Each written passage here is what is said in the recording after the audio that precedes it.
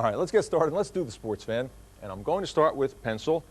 And this is the thing I love best about cartooning, and that is you can do things in cartooning that you can't see in real life. Like, for instance, this sports fan will be jumping out of his seat in a way that you can't really do in real life. But that's what makes it funny. And here's his legs, one leg, and here's his other leg, and here's his foot. Okay, now his arms. Well, one's up like this, and one's there, and this circle indicates his fist, his hand. All right, now, we've got that. Let me see now. I'm not going to put anything else on. I'll go with my marker now that we have it all mapped out. All right, right there, I'm going to draw his nose facing up, just like that, and his nostrils. And we're going to take up the rest of that shape with a big smile. Big, shiny teeth showing like that, and inside's all dark, and there's his tongue. He's cheering. He's a sports fan. He's going crazy at the game. Here's his ear, one there, and some hair flying out.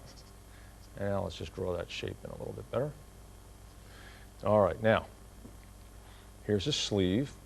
And if you notice, all we're doing is what? We're just flushing out, which is cartoonist or artist term for adding flesh to the stick figures.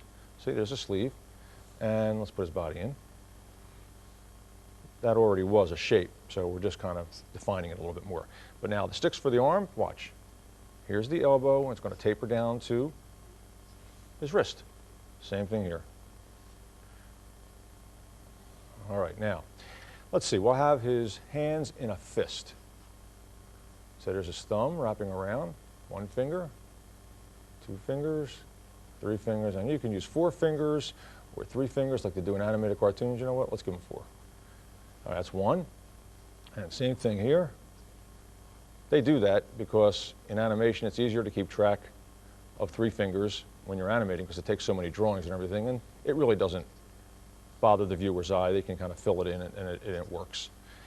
All right, so we got his hands up like that. Now for his legs. Now, again, I'm going to build up those sticks. Here's one leg, and this is the leg closest to us. Okay, now for his feet. We sort of see it from the bottom. A little bit of the top there, see? So let's put the bottom in. And when I get to the heel, I make that line a little bit heavier. So it defines it a little bit more. And you know where one stops and when the other one starts. Fun part. Okay, now we've got the other leg coming out this way. And it's hidden behind the other leg, the other foot there. And here's his other shoe. Now, I'm going to show you something. See this leg here? It's a little bit behind this one. So let's put a little bit of shadowing there.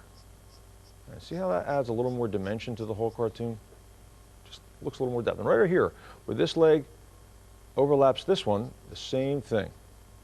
And by making those lines get away from each other a little bit, indicates like a gray effect. Even though we're working with black and white, we can actually indicate a shading.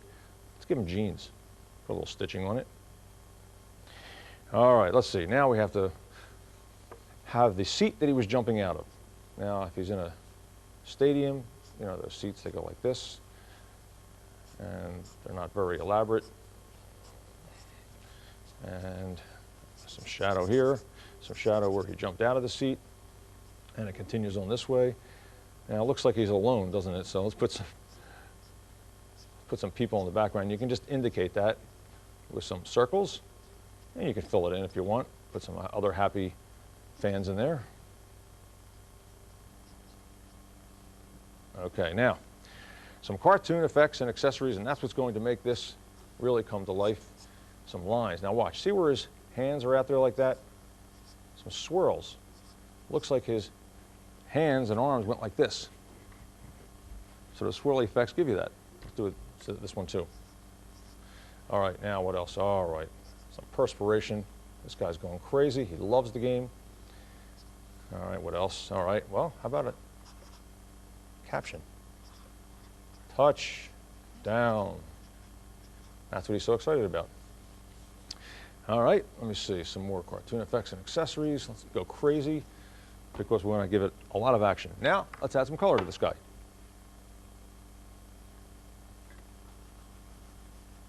some blue for his jeans. And the best way to practice action poses is to what?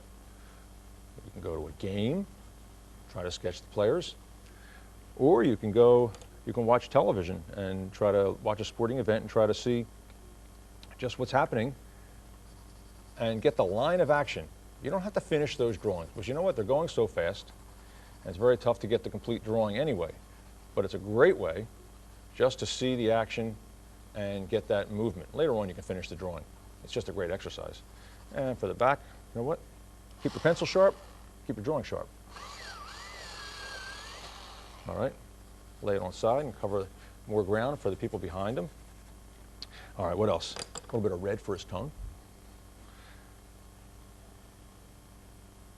Another good way to practice is to just get out of your chair and go through the motions and look in a mirror and say, well, how do my hands go? How do my feet go?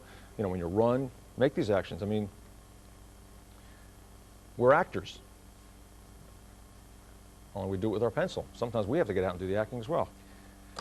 All right, there it is. Action pose, touchdown. I think it came out great. And wait a minute. It's time for that pun of the day that I told you about. Ready?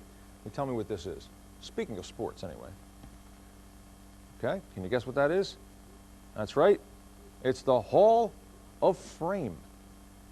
Hall of Fame. Get it?